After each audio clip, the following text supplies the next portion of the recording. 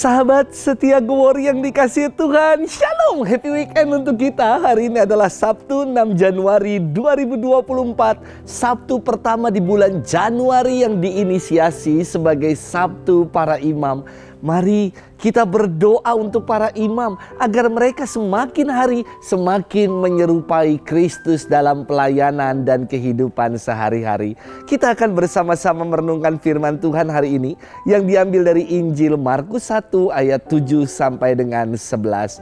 Mari kita siapkan hati kita.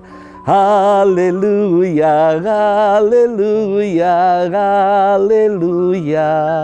Langit terbuka dan terdengarlah suara Bapa. Inilah anakku yang kukasihi, dengarkanlah dia.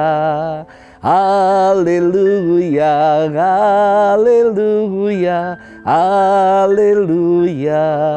Tuhan bersamamu dan bersama rohmu. Inilah Injil suci menurut Markus, dimuliakanlah Tuhan. Tatkala banyak orang datang minta dibaptis, Yohanes memberitakan, "Sesudah aku akan datang dia yang lebih berkuasa daripadaku. Membungkuk dan membuka tali kasutnya pun aku tidak layak. Aku membaptis kamu dengan air, tetapi ia akan membaptis kamu dengan Roh Kudus." Pada waktu itu datanglah Yesus dari Nazaret di tanah Galilea, dan ia dibaptis di sungai Yordan oleh Yohanes.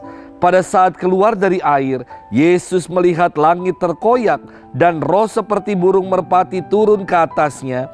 Lalu terdengarlah suara dari surga, "Engkaulah anak yang kukasihi, kepadamulah aku berkenan."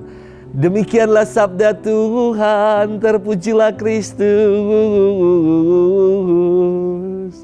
Sahabat setia Glory yang dikasihi Tuhan, Shalom. Dalam momen baptisan dewasa, para katekumen diminta untuk menentukan nama baptis mereka. Ada seorang katekumen yang bertanya sama saya begini, "Romo, bolehkah saya memilih nama baptis Bade Suse?" Saya mengatakan pemilihan nama baptis bukan hanya sekedar keren-kerenan, tetapi nama itu hendaknya mengingatkan kita akan pribadi kudus yang menjadi teladan hidup beriman. Lalu Bapak ini mengatakan, "Romo, Bade Suse bukan nama orang kudus, tetapi singkatan dari baptis dewasa supaya selamat." Bade Suse, baptis dewasa supaya selamat. Ya ampun. Sahabat setia Glory yang dikasihi Tuhan, hari ini dalam firman Tuhan dikisahkan perihal peristiwa pembaptisan Tuhan. Setelah Yohanes bersaksi bahwa akan datang kemudian seorang yang lebih berkuasa dan akan membaptis kalian dengan Roh Kudus, datanglah Yesus untuk dibaptis oleh Yohanes. Wah, ini kan membalikan logika dunia yang lebih berkuasa tetapi datang untuk dibaptis.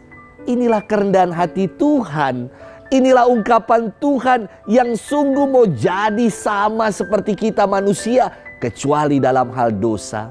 Ketika Yesus dibaptis, Roh Kudus seperti burung merpati turun ke atasnya, dan terdengarlah suara dari surga yang mengatakan, "Engkaulah anak yang kukasihi, kepadamulah aku berkenan."